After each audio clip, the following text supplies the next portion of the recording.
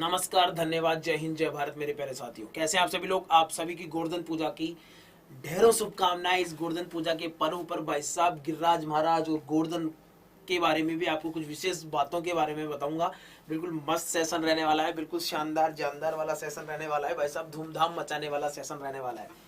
तो किसी प्रकार की कोई दिक्कत नहीं होनी चाहिए। मस्त और बिंदास तरीके से शानदार बने रहिए मेरे साथ, हंसते खेलते मुस्कुराते हुए। बिल्कुल महत्वपूर्ण प्रश्नों में राजस्थान पुलिस के जो महत्वपूर्ण प्रश्न है, जो राजस्थान एग्जाम्स को लेकर हैं, राजस्थान पुलिस के महत्वपूर्ण क्वेश्चन है, हम उन्हीं की चर्चा कर रहे हैं। तो चलिए दोस्तों, बिल्कुल फटाफट से शानदार और जानदार तरीके से हम हमारी बात को आगे बढ़ा लें। तो देखिए, सबसे पहले देखिए दोस्तों, फटाफट से आप अड्डा 24/7 जो ऐप है, मोबाइल ऐप, वो भी डाउनलोड कर लें। वहां से भी आपको बहुत सारी चीजें देखने को मिलेगी, वहां से भी आपको बहुत सारी चीजें देखने को मिलेगी दोस्तों। चलिए, पहला क्वेश्चन आपकी स्क्रीन पर ये रहा। सबसे पहले तो हम एक चीज की बात करेंगे, आप इसका मुझे जवाब देंगे। उससे पहले हम एक चीज की बात कर ही लेते हैं। वो बात क्या है उसका भी हमें पता होना चाहिए।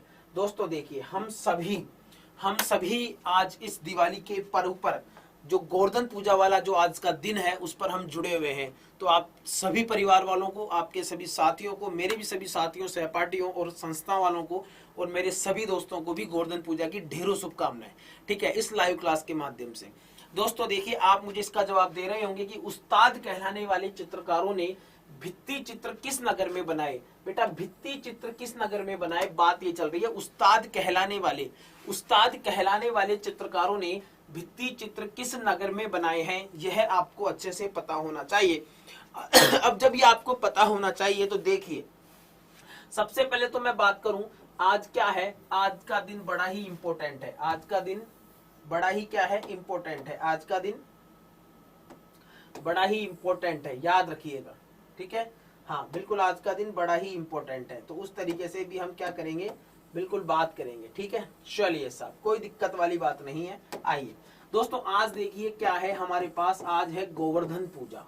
क्या है बेटा, गोवर्धन पूजा। गांव के दौरान बिल्कुल गाय के गोबर से बिल्कुल ऐसे बनाया जाता है गोवर्धन पर्वत, जो उठाने वाला कंसेप्ट है। ठीक है, चारों तरफ बेलों से लेकर इसमें पूजा करवाई जाती है, बेलों को लेकर पूजा करवाई जाती है। इस गोवर्धन पूजा के दिन बेटा अन्नकूट महोत्सव मनाया जाता है। मुद्दे की बात यहाँ पर आते हैं, अन्नकूट महोत्सव।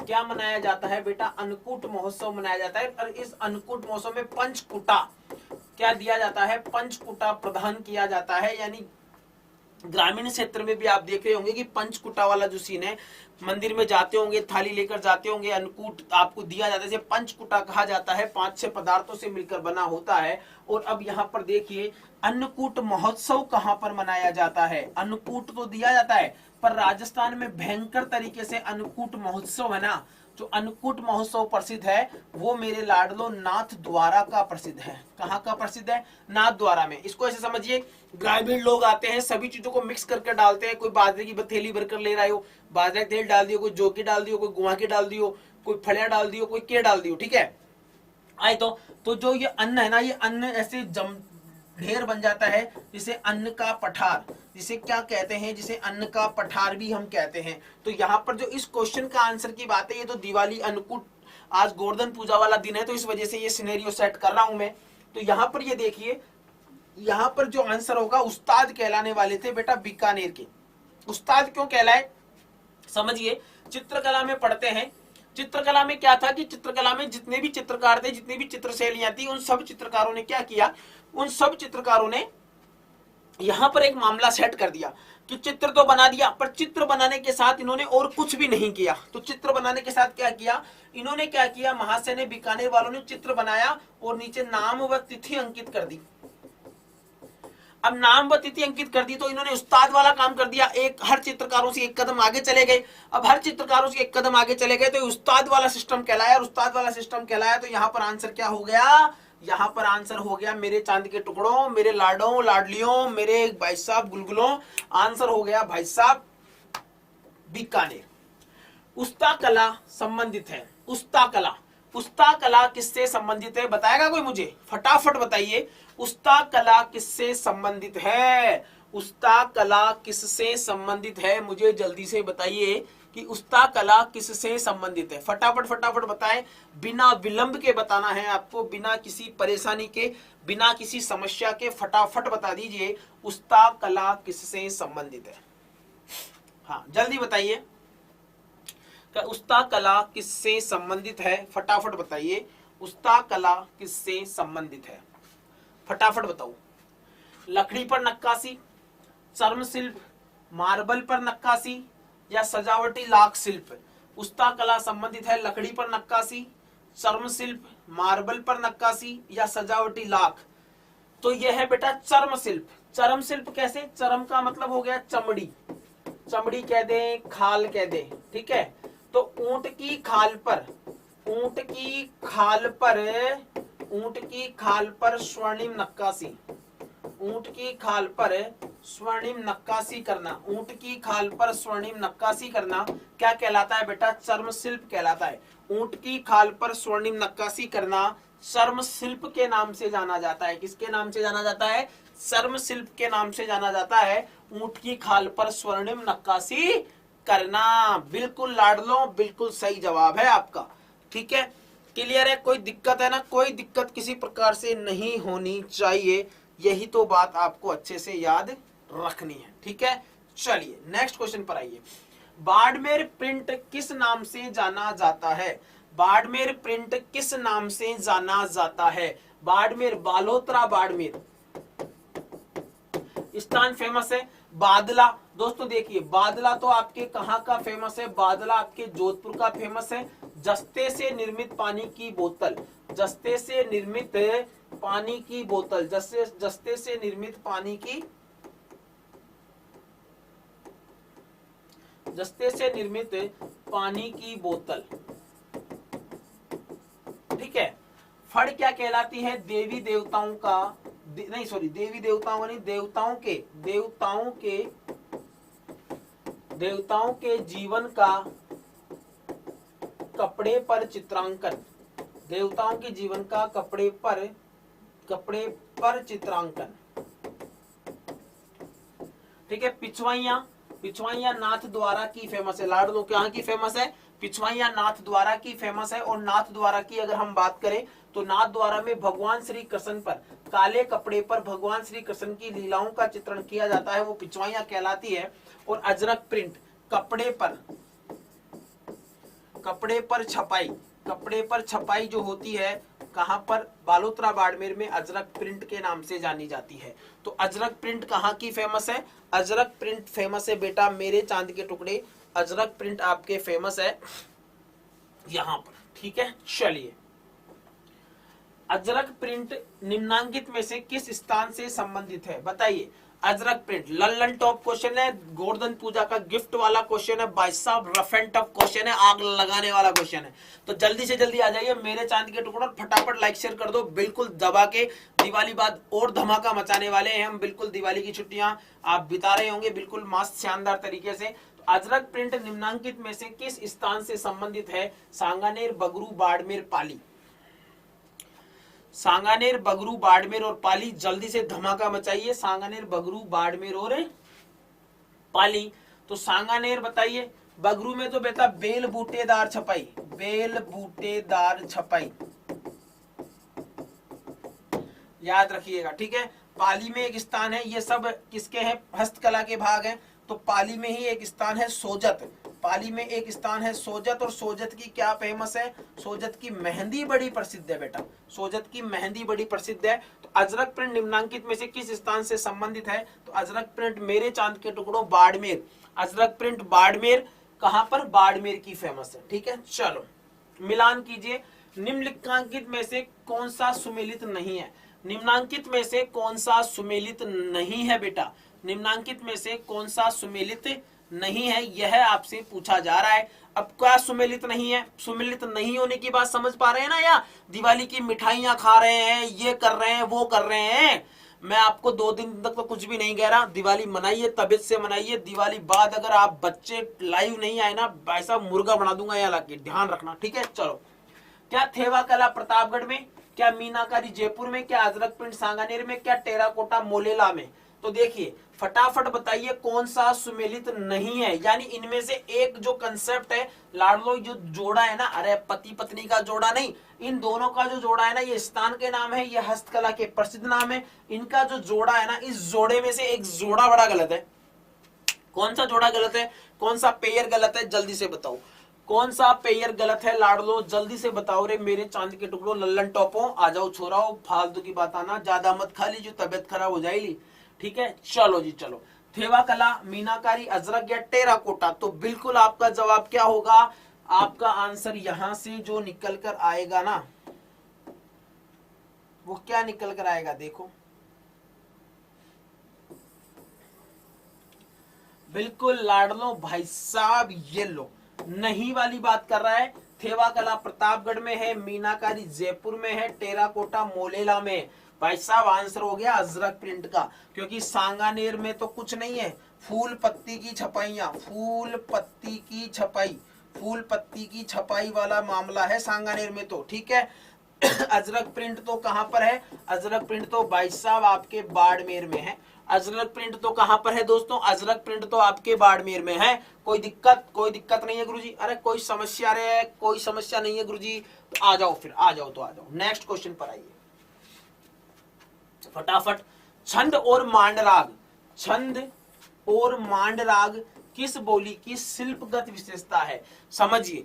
देखो बोलियों से एक चीज समझिए, छंद और मांडराग, छंद और मांड राग, केसरिया बालन आउनी पधारो म्हारे देश, मांड राग में गाया गया। कौन सा गाया गया, केसरिया बालम आओ नी पधारो म्हारे देश, आओ नी पधारो म्हारे देश, किसमें गाया गया, मांड राग में। ठीक है, इसको बेटा राजस्थान का राज्य गीत भी कहा जाता है। जल्दी से बताओ क्वेश्चन नंबर 6 का जवाब दो मुझे फटाफट फटाफट, बिना किसी विलंब के मुझे क्वेश्चन नंबर 6 का जवाब चाहिए फटाफट से।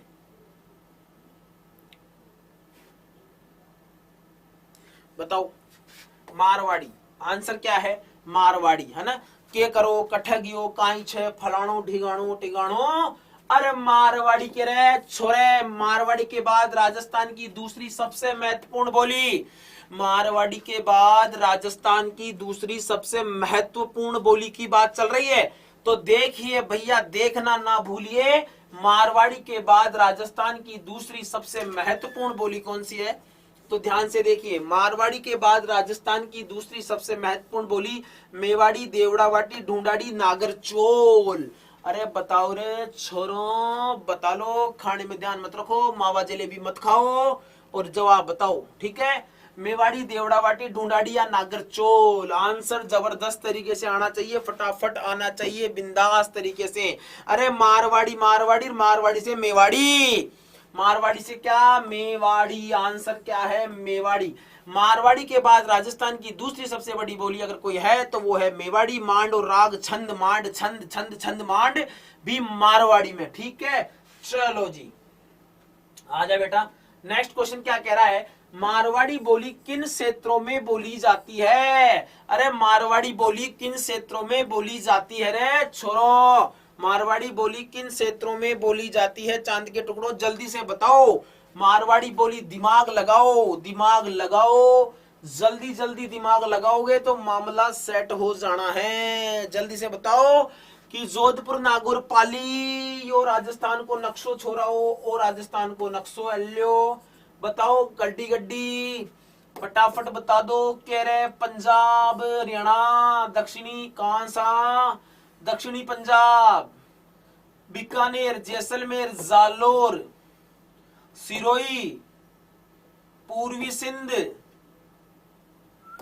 इधर वाला सिंध, सिंध इधर है, इधर वाला सिंध, पूर्वी सिंध, नागौर, पाली, अरे मौज कर दी भाई, मौज कर दी। अल्यो उपरोक्त सभी, सही आंसर क्या है भाई साहब, ऑल ऑफ अबाव, उपरोक्त सभी।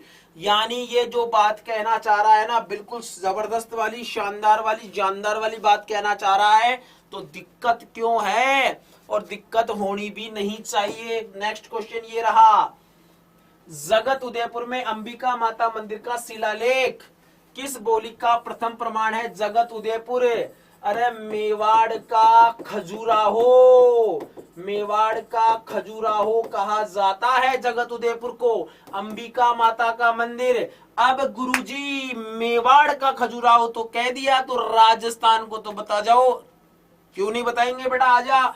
तो बेटा जवाब में आया कि राजस्थान का खजुराहो कहां पर है? तो राजस्थान का खजुराहो तो मेरे लाडलो किराड़ू में है, किराड़ू में। और किराड़ू कहां पर है बेटा? बाड़मेर में है। किराड़ू कहां पर है? बाड़मेर में। तो देखो साहब, देखो जगत उदयपुर में अंबिका माता मंदिर से जो शिलालेख प्राप्त हुआ वो किस बोली का प्रमाण है? जल्दी से बताओ। तो मेवाड़ी, कॉमन सेंस वाली बात है ना, क्योंकि मारवाड़ में थोड़ी ना आएगा उदयपुर, उदयपुर तो मेवाड़ का भाग था। तो आंसर तो ये तो लल्लन टॉप क्वेश्चन है भाई साहब, बिल्कुल ये तो मिश्री मावा वाला क्वेश्चन है। और मिश्री मावा भाई साहब गांव में सब मिश्री मावा बना रहे होंगे ना, दूध इकट्ठा कर करके। गलत बोल रहा हूं क्या रे? कमेंट करो फटाफट, आ जाओ। अरे जॉर्ज अब्राहम गियर्सन साहब आ गए। जॉर्ज अब्राहम गियर्सन ने किस बोली को भीली कहा है? जॉर्ज अब्राहम गियर्सन ने किस बोली को भीली, भीली बोली कहा है? अरे भील, भील कहां निवास करते हैं? आदिवासियों को भील कहां निवास करते हैं? चलो बताओ रे। बिल्कुल बिल्कुल बिल्कुल, मेवाड़ी, बागड़ी, खेराड़ी, गोडवाड़ी। कॉमन सेंस, फिर दिमाग लगा लो, आंसर सही हो जाएगा। मैं फिर कह रहा हूं जवाब यहां पर ही है, कोई दिक्कत वाली बात आपको नहीं होनी चाहिए। फटाफट बताइए। हाँ, जॉर्ज अब्राहम गियर्सन ने। आंसर है बेटा बागड़ी। जॉर्ज अब्राहम गियर्सन ने बागड़ी को, वैसे बागड़ी वैसे भीली, जॉर्ज अब्राहम गियर्सन ने बागड़ी बोली को, बागड़ी का मतलब बेटा ये देख ऐसा। अरे हट जा रे काया छोरा, हट जा, हट जा ताऊ पाछे ने। राजस्थान में ऐसे दो जिले, डूंगरपुर और बांसवाड़ा, वागड़ का क्षेत्र है, तो वागड़ी बागड़ी वाला मामला है। क्लियर है? डन डना डन। अरे दादू बोलो, दादू राम सत्यराम। दादू संप्रदाय की मुख्य पीठ कहां पर स्थित है? दादू संप्रदाय की मुख्य पीठ कहां पर स्थित है? जल्दी से मुझे बता दो। दादू संप्रदाय के जब दो अनुयायी आपस में मिलते हैं, या दादू संप्रदाय को मानने वाले लोग जब आपस में मिलते हैं, तो किसका उच्चारण करते हैं भाई साहब? सत्यराम का उच्चारण करते हैं। क्या समझना है कि दादू संप्रदाय के दो व्यक्ति जब आपस में मिलते हैं तो सत्यराम का उच्चारण करते हैं। सत्यराम, क्या? सत्यराम का उच्चारण करते हैं, ये याद रखिएगा। आंसर है नारायणा। और नारायणा आपके कहां पर है? नारायणा है आपके जयपुर में। और जो क्या है, इसकी मुख्य पीठ है। और दादू संप्रदाय भाई साहब, बिल्कुल दादू संप्रदाय वाला मामला याद रख लीजिएगा, कोई दिक्कत नहीं है। अरे भरतपुर में जाइए यार, कौन मना कर रहा है? लोहागढ़ में जाइए, भरतपुर में आप लक्ष्मण मंदिर देखिए, भरतपुर में आप गंगा मंदिर देखिए, ठीक है। भरतपुर के डीग के अंदर जाइए, डीग के जल महल देखिए। क्या देखिए? डीग के जल महल देखिए। और क्या देखेंगे मेरे भाई? भरतपुर वर्ल्ड सेंचुरी देखिए। अरे जबरदस्त वाला मामला है, आ जाओ। रामानंदी संप्रदाय, रामानंदी संप्रदाय के निहंगे साधुओं, रामानंदी संप्रदाय के निहंगे साधुओं, रामानंदी संप्रदाय के निहंगे साधुओं एवं लश्करी पीठ के निर्माण किसने व कहां करवाया? रामानंदी संप्रदाय के निहंगे साधुओं, निहंगे और लश्करी पीठ के निर्माण किसने व कहां करवाया?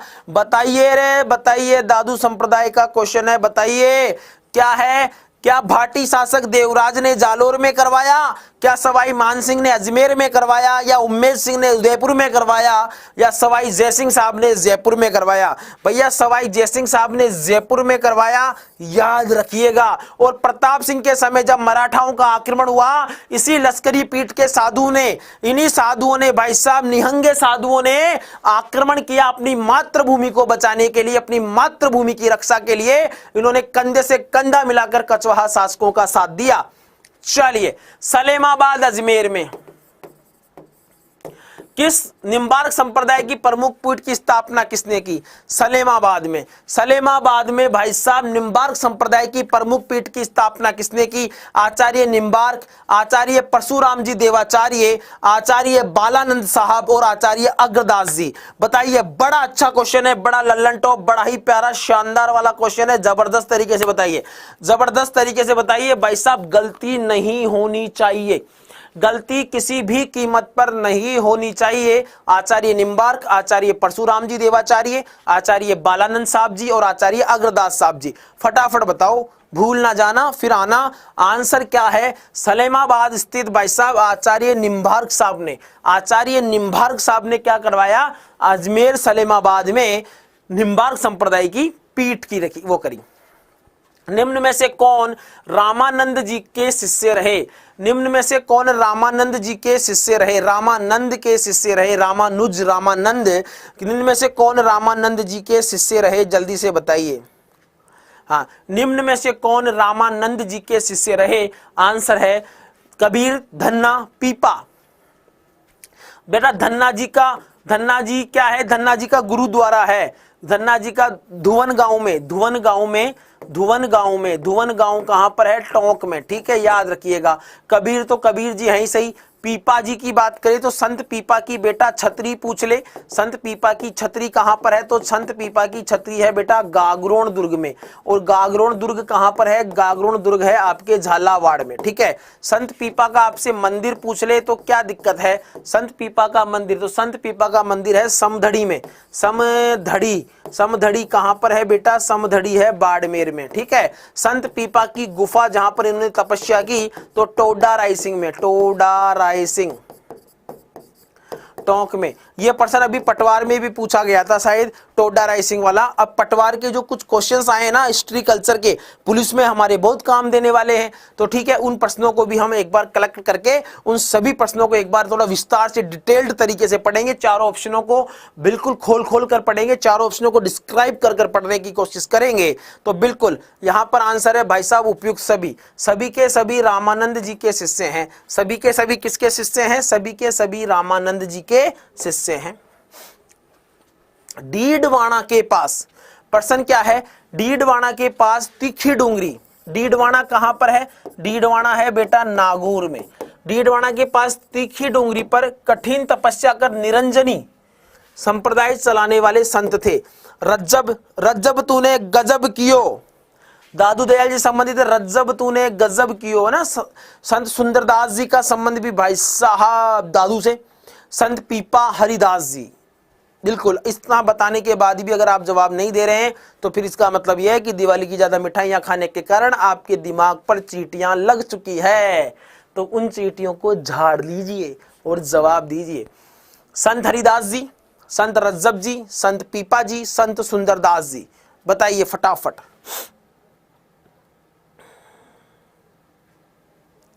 हाँ, आंसर है संत हरिदास जी। संत हरिदास जी का संबंध है निरंजनी संप्रदाय से, याद रखिएगा, निरंजनी संप्रदाय से।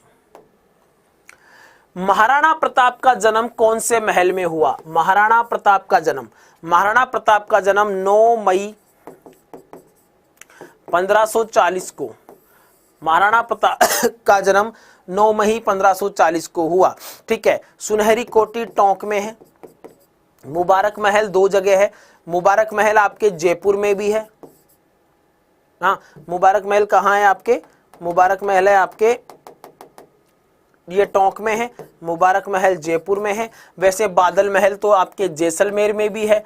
बादल महल आपके जैसलमेर में भी है, नागौर में भी है, भरतपुर में भी है, उसके बाद कुंभलगढ़ में भी है। ठीक है, पर इसका आंसर क्या है? बादल महल। बादल महल कहाँ स्थित है? कुंभलगढ़ दुर्ग में। कुंभलगढ़ दुर्ग में एक लघु दुर्ग है कटारगढ़, और इसी कटारगढ़ में एक महल है जिसका नाम है बादल महल, और इस बादल महल में एक कचहरी है, जगह है जूनी कचहरी, और इसी जूनी कचहरी में 9 मई 1540 को किसका जन्म हुआ रे? 9 मई 1540 को महाराणा प्रताप का जन्म हुआ। राजस्थान का भव्य शीश महल कहां पर स्थित है? राजस्थान का भव्य शीश महल टोंक, जयपुर, उदयपुर, कोटा। बताओ, देखें, राजस्थान का भव्य शीश महल कहां पर स्थित है, बताइए। राजस्थान का भव्य शीश महल कहां पर स्थित है? तो राजस्थान का भव्य शीश महल, देखिए राजस्थान का भव्य शीश महल सुनहरी कोठी में स्थित है। किस में स्थित है? राजस्थान का भव्य शीश महल सुनहरी कोठी में स्थित है भव्य शीश महल। कौन सा महल? शीश महल। भाई साहब देखने पर दिखता है कि शीशे ही शीशे, है ना, मैं इधर भी हूं, मैं इधर भी हूं, मैं इधर भी हूं। ठीक है, तो चलिए आंसर है टोंक। टोंक को नवाबों की नगरी, टोंक को नवाबों की नगरी कहा जाता है। टोंक में असीरगढ़ दुर्ग है, असीरगढ़ दुर्ग भी टोंक में है। धन्ना तलाई, धन्ना तलाई भी कहां पर है? टोंक में है। याद रखिएगा, धन्ना तलाई भी कहां पर है? टोंक में है। ये सारी चीजें आपको याद रखनी है। सिसोदिया रानी का महल, सिसोदिया रानी का महल कहां पर स्थित है? सिसोदिया रानी का महल कहां पर स्थित है? जल्दी से बताइए, सिसोदिया रानी का महल कहां पर स्थित है? जल्दी से बताएं। हाँ, फटाफट फटाफट बताइए कि सिसोदिया रानी का महल कहां पर स्थित है। तो सिसोदिया रानी का महल कहां पर स्थित है लाडले? सिसोदिया रानी का महल जयपुर, अलवर, धौलपुर, कोटा, तो जयपुर में है। सिसोदिया रानी का महल कहां पर है? सिसोदिया रानी का महल जयपुर में है।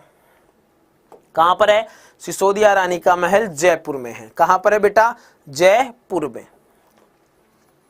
अल्बर्ट हॉल कहां पर स्थित है? अल्बर्ट हॉल भाई साहब, टोंक, दौसा, अलवर, जयपुर।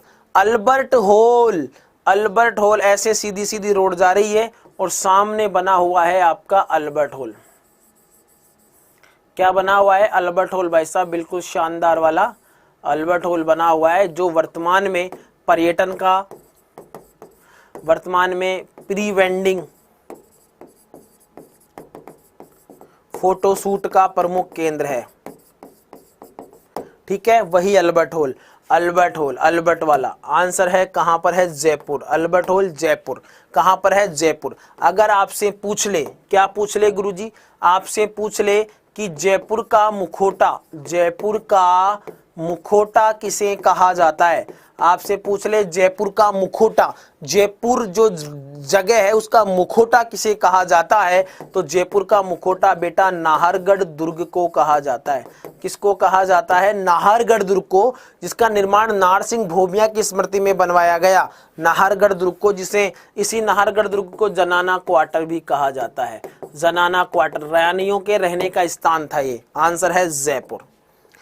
जयपुर की हृदय स्थली, जल्दी से बताइए, जयपुर की हृदय स्थली की बात कर रहा है, जयपुर की हृदय स्थली की बात कर रहा है।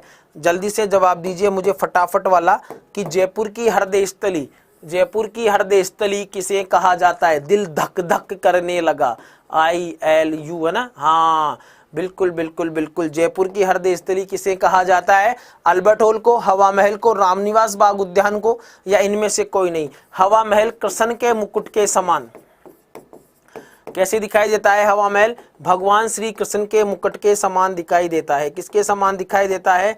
श्री कृष्ण के, अरे इधर आ भाई, श्री कृष्ण के मुकुट के समान। अब देखिए, यह बात है ना, मुकुट के समान, यह बात किसी भारतीय ने नहीं कही, यह बात इतिहासकार वालों ने भी जान ली, और राजस्थान के इतिहास का जनक यह बात कही कर्नल जेम्स टोड साहब ने।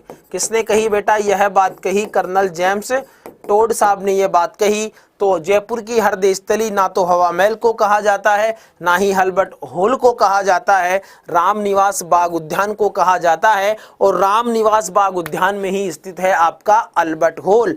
रामनिवास बाग उद्यान में क्या स्थित है? रामनिवास बाग उद्यान में ही आपका स्थित है अल्बर्ट हॉल। गजब गजब गजब। आइए चलिए दोस्तों आगे। संत पीर शाह अली, संत पीर शाह अली और तुकनगीर ने 400 साल पहले मेवाड़ में किस ख्याल की रचना की? शाह अली और तुगनगीर, शाह अली और तुगनगीर ने 400 साल पहले मेवाड़ में किस ख्याल की रचना की? ख्याल भारमली, चांद नीलगिरी, तुर्रा कलंगी ख्याल, किलंगी ख्याल, या मीरा मंगल? ख्याल भारमली, चांद नीलगिरी, तुर्रा किलंगी, या मीरा मंगल? बताओ। जल्दी जल्दी बताओ, 30 सेकंड में फटाफट जल्दी से जल्दी जवाब दो और फटाफट जवाब बताओ मुझे क्या आंसर होगा इसका। जल्दी से बताइए फटाफट तरीके से, बिना किसी विलंब के बताइए, बिना किसी विलंब के आपको इसका जवाब देना है और जवाब बिल्कुल अच्छे तरीके से होना चाहिए, बिल्कुल भी विलंब नहीं होना चाहिए।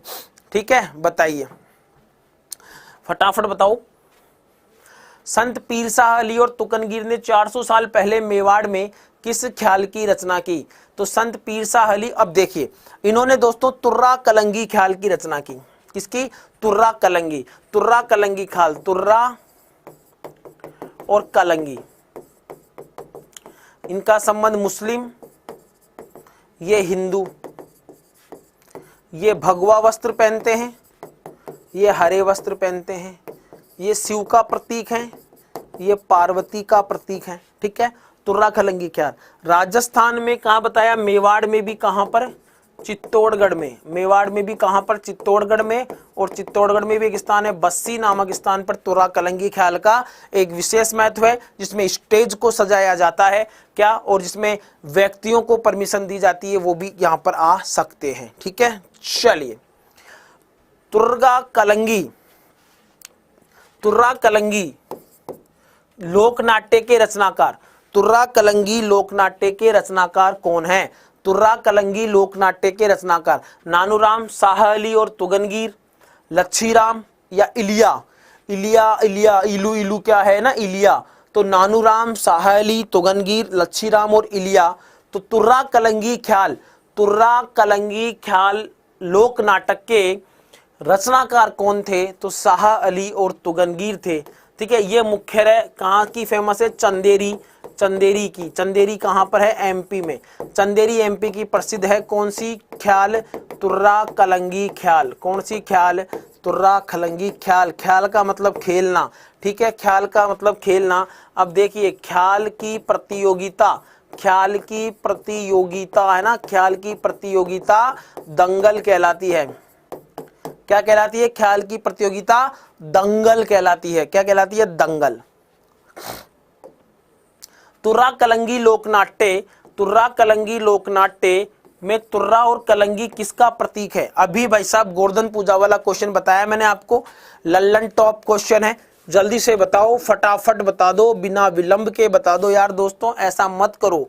ठीक है, जल्दी जल्दी बताओ फटाफट तरीके से कि तुर्रा कलंगी जो ख्याल है, तुर्रा कलंगी ख्याल लोक नाट्य में तुर्रा और कलंगी किसका प्रतीक है? बताइए। कृष्ण और रुक्मणी के, राम और सीता के, राजा और रानी के, शिव और पार्वती के? बताओ दोस्तों। हाँ, बहुत खूब, बहुत बढ़िया, शानदार, जबरदस्त, खतरनाक वाला मामला। ठीक है, हाँ, कृष्ण और रुक्मणी के, राम और सीता के, राजा और रानी के, शिव और पार्वती के। बताइए तुर्रा और कलंगी लोकनाट्य में तुर्रा और कलंगी किसका प्रतीक है? तो तुर्रा और कलंगी लोकनाट्य में तुर्रा और कलंगी भगवान शिव और पार्वती का प्रतीक है। किसका? भगवान शिव और पार्वती का प्रतीक है।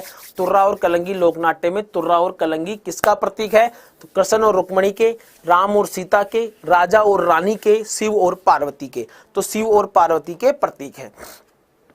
नेक्स्ट क्वेश्चन, जबरदस्त क्वेश्चन। राजस्थान में लच्छीराम द्वारा किस ख्याल का प्रवर्तन किया गया है? राजस्थान में लच्छीराम के द्वारा किस ख्याल का प्रवर्तन किया गया है? जयपुरी ख्याल, कुचामनी ख्याल, तुर्रा कलंगी ख्याल या शेखावाटी ख्याल? बताओ, आराम से जवाब दो, कोई जल्दी नहीं है।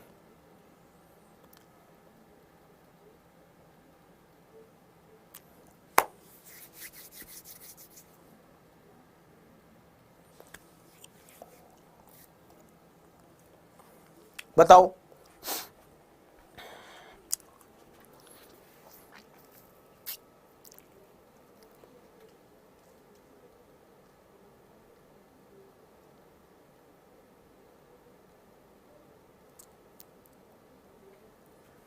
राजस्थान में लच्छीराम द्वारा किस ख्याल का प्रवर्तन किया गया?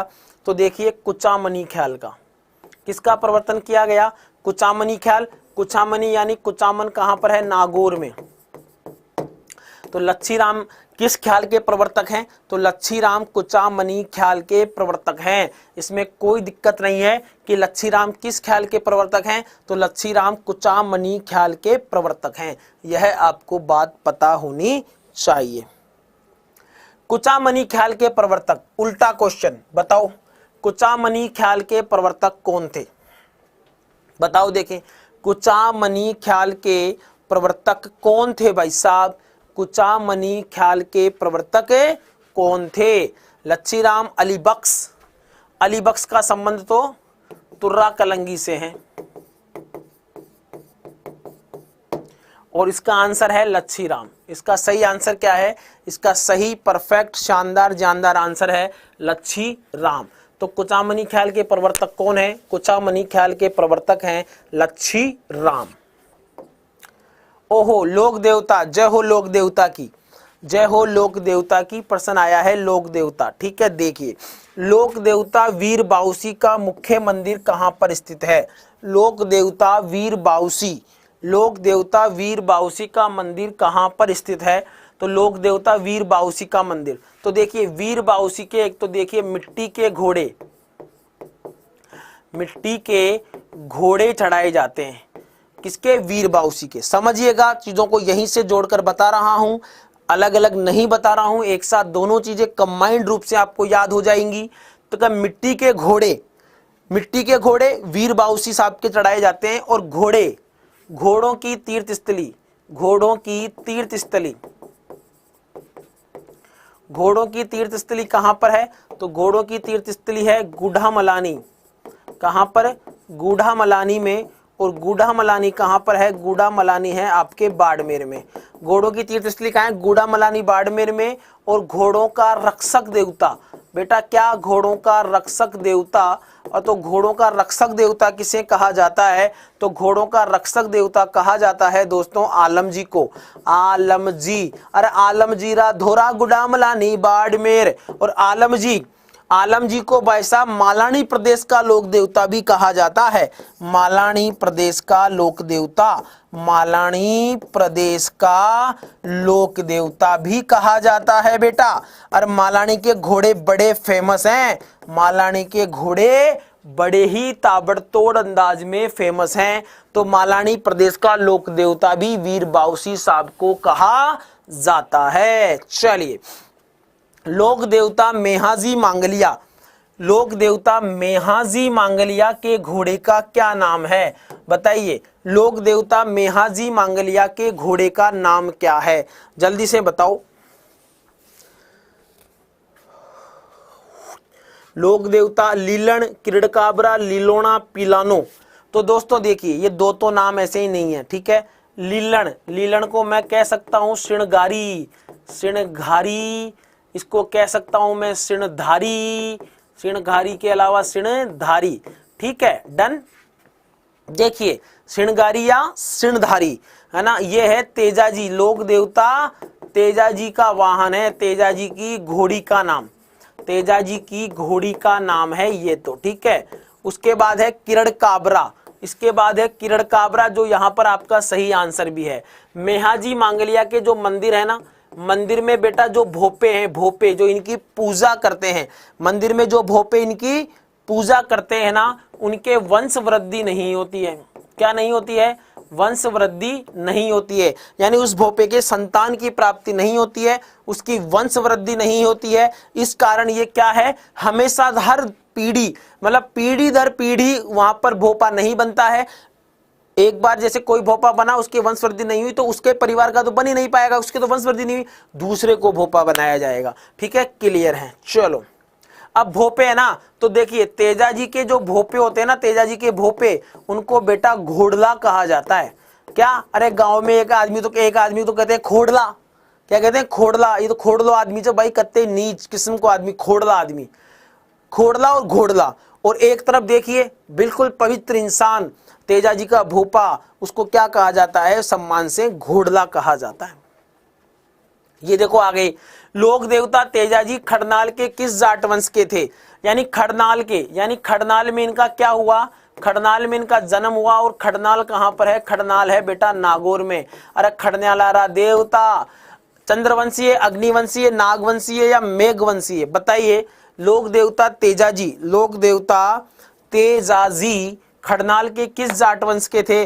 बिल्कुल ताहड़जी जाट, बिल्कुल राम कुंवरी, पेमल, लीलन, सारी चीजें है ना, या सोजत, भोंगरी, ठीक है, सारी बातें याद रखनी है। तो लोक देवता तेजाजी खड़नाल के किस जाट वंश के थे? चंद्रवंशीय, अग्निवंशीय, नागवंशीय या मेघवंशीय?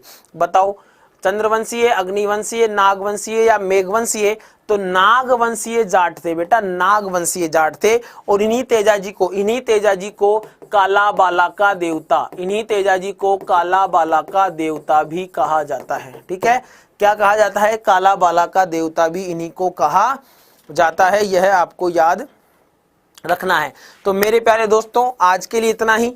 गोवर्धन पूजा की आप सभी को पुनः ढेरों शुभकामनाएं। हंसते खेलते मुस्कुराते रहें, शानदार और जानदार तरीके से, बिना किसी विलंब के। मैं संजय चौधरी आपसे लेता हूं विदा। हैप्पी गोवर्धन पूजा।